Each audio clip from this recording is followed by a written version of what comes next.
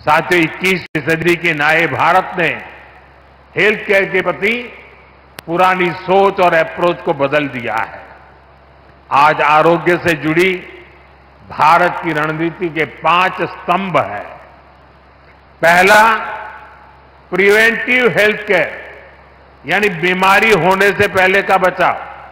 दूसरा, समय पर बीमारी की जांच। तीसरा, मुफ्त और सस्ता इलाज, सस्ती दवाएं। चौथा, छोटे शहरों में अच्छा इलाज, डॉक्टरों की कमी दूर करना। और पांचवा, स्वास्थ्य सेवा में टेक्नोलॉजी का विस्तार। साथियों, किसी भी व्यक्ति को बीमारी से बचाना भारत की स्वास्थ्य नीति की बड़ी प्राथमिकता है, स्वास्थ्य क्षेत्र का पहला स्तंभ है। बीमारी गरीब को और गरीब बनाती है। आप जानते हैं, बीते 10 साल में 25 करोड़ लोग गरीबी से बाहर निकले हैं। एक गंभीर बीमारी इन्हें फिर से गरीबी के दलदल में धकेल सकती है। इसलिए बीमारी हो ही नहीं, इस पर सरकार बहुत जोर दे रही है। इसलिए हमारी सरकार साफ सफाई, योग, आयुर्वेद, पोषक खान पान, इन सारे विषयों पर खास ध्यान दे रही है। हम टीकाकरण अभियान को भी ज्यादा से ज्यादा घरों तक ले गए हैं। 10 साल पहले तक ये स्थिति थी कि देश में टीकाकरण का कवरेज 60% के आसपास ही थी, यानी करोड़ों बच्चे तो टीकाकरण के दायरे में ही नहीं थे। और टीकाकरण का यह दायरा हर साल सिर्फ 1-1.5% की गति से बढ़ रहा था। अगर ऐसे ही चलता रहता तो हर क्षेत्र को, हर बच्चे को टीकाकरण के दायरे में लाने में 40-50 साल और लग जाते। आप कल्पना कर सकते हैं कि ये देश की नई पीढ़ी के साथ कितना बड़ा अन्याय हो रहा था। इसलिए सरकार बनने के बाद हमने बहुत ही बड़ी प्राथमिकता के बच्चों के टीकाकरण को दी, उसकी कवरेज बढ़ाने को दी। हमने मिशन इंद्रधनुष शुरू किया। हमने एक साथ कई सारे मंत्रालय को इस काम में लगाया। नतीजा ये आया कि न केवल टीकाकरण कवरेज की दर बढ़ी, बल्कि ऐसी करोड़ों गर्भवती महिलाओं का, करोड़ों बच्चों का टीकाकरण हुआ जो पहले इससे छूट जाते थे। भारत ने टीकाकरण पर जोर दिया। उसका बहुत बड़ा फायदा हमें कोरोना के दौरान मिला। आज पूरा देश में टीकाकरण का अभियान तेजी से चल रहा है। साथियों, बीमारी से बचाव के साथ ही ये भी जरूरी है कि बीमारी का समय पर पता चल जाए। इसलिए ही देश भर में लाखों आयुष्मान आरोग्य मंदिर बनाए गए हैं। इससे कैंसर, डायबिटीज जैसी अनेक बीमारियों का शुरुआत में ही पता लगना संभव हुआ है। आज देश में क्रिटिकल केयर ब्लॉक्स और आधुनिक लैब का नेटवर्क भी बनाया जा रहा है। स्वास्थ्य क्षेत्र का यह दूसरा स्तंभ लाखों लोग बचा रहा है। साथियों, स्वास्थ्य का तीसरा स्तंभ सस्ता इलाज, सस्ती दवा का है। आज देश के हर नागरिक का बीमारी के इलाज में होने वाला औसत खर्च 25% तक कम हो गया है। पीएम जन औषधि केंद्रों में लोगों को 80% डिस्काउंट के साथ दवाइयां मिल रही हैं। हार्ट स्टेंट हो, नी इम्प्लांट हो, कैंसर की दवाएं हो, इनकी कीमत बहुत कम की गई है। गरीबों को 5 लाख रुपए तक का मुफ्त इलाज देने वाली आयुष्मान योजना उनके लिए संजीवनी साबित हुई है। देश में अब तक 7.5 करोड़ से अधिक मरीज मुफ्त इलाज का लाभ ले चुके हैं। और अब तो ये सुविधा देश के हर परिवार के बुजुर्ग को भी मिलने लगी है।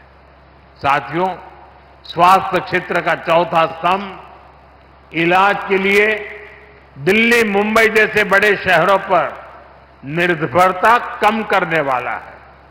एम्स हो, मेडिकल कॉलेज हो, सुपर स्पेशलिटी अस्पताल हो, बीते दशक में छोटे शहरों तक ऐसे अस्पताल हमने पहुंचाए हैं। देश में डॉक्टरों की कमी को दूर करने के लिए बीते दशक में मेडिकल की हजारों नई सीटें जोड़ी गई हैं। अब हमने तय किया है कि आने वाले 5 साल में 75,000 और सीटें जोड़ी जाएगी। साथियों, स्वास्थ्य क्षेत्र का 5वां स्तंभ टेक्नोलॉजी के माध्यम से स्वास्थ्य सुविधाओं को और सुलभ करने वाला है। आज डिजिटल हेल्थ आईडी बनाई जा रही है। ई संजीवनी ऐप जैसे माध्यमों से घर बैठे ही मरीजों को परामर्श की सुविधा दी जा रही है। मुझे खुशी है कि अब तक 30 करोड़ से ज्यादा लोग ई संजीवनी ऐप की मदद से कंसल्टेशन ले चुके हैं। हम ड्रोन टेक्नोलॉजी से भी स्वास्थ्य सेवाओं को जोड़ने की तरफ आगे बढ़ रहे हैं। साथियों, स्वस्थ और समर्थ युवा पीढ़ी विकसित भारत के संकल्प को सिद्ध करने वाली है। मुझे बहुत खुशी है कि इस मिशन में पूज्य शंकराचार्य जी का आशीर्वाद हमारे साथ है। मैं बाबा विश्वनाथ से प्रार्थना करता हूं कि स्वस्थ और समर्थ भारत का ये मिशन यूं ही सशक्त होता रहे। और आज जब मैं पूज्य शंकराचार्य जी के चरणों में बैठा हूं, तब मेरे बचपन की कुछ यादें भी मुझे आज आ रही हैं।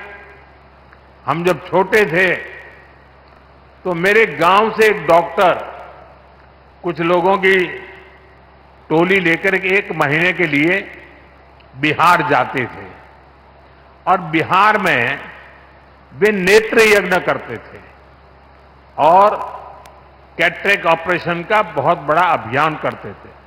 हर साल 1-1 महीना देते थे। तो मेरे गांव से कई लोग वॉलेंटियर के रूप में जाया करते थे। मैं बचपन में इन चीजों से परिचित था और बिहार में इसकी कितनी जरूरत थी मैं उस समय जानता था। तो आज मैं पब्लिकली पूज्य शंकराचार्य जी से प्रार्थना करता हूं कि वैसा ही एक शंकरा नेत्र अस्पताल बिहार में भी हम करें, क्योंकि मेरी बचपन की वो स्मृतियां, मुझे लगता है कि बिहार के लोगों की बहुत बड़ी सेवा होगी।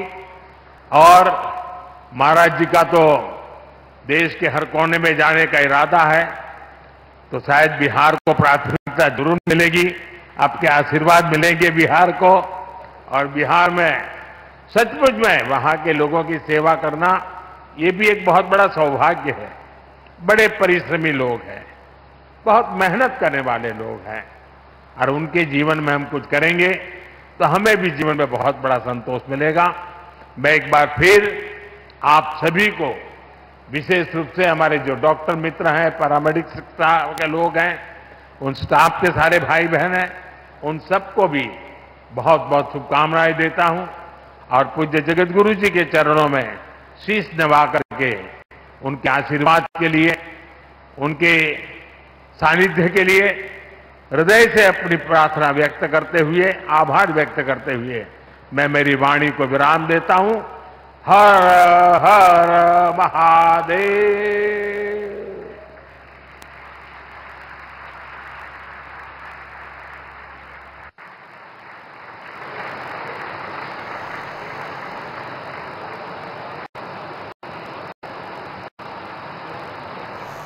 वाराणसी से प्रधानमंत्री मोदी का संबोधन आप सुन रहे थे। आपको बता दें, वाराणसी को प्रधानमंत्री मोदी ने बड़ी सौगात दी है। करोड़ों की सौगात देते प्रधानमंत्री मोदी नजर आए। 6100 करोड़ की विकास परियोजनाओं की सौगात प्रधानमंत्री मोदी द्वारा दी गई है।